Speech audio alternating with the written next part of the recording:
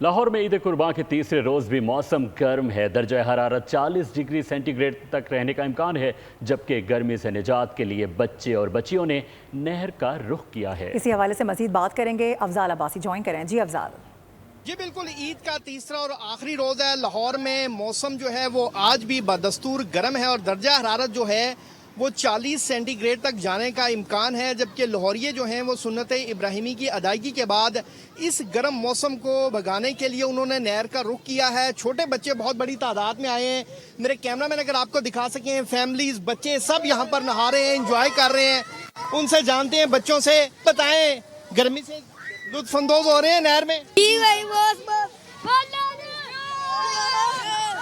आप बताएं, गर्म मौसम में नहा रहे हैं, मजा आ रहा है ठंडे पानी में? यस जी, बहुत मजा आ रहा है। बहुत मजा आ रहा है जी जी बिल्कुल। बच्चे और बच्चियां बहुत बड़ी तादाद में यहाँ पर मौजूद हैं, जो इस गर्म मौसम में जो ईद कुर्बान है इसको ठंडे पानी के साथ नहाकर एंजॉय कर रहे हैं। जी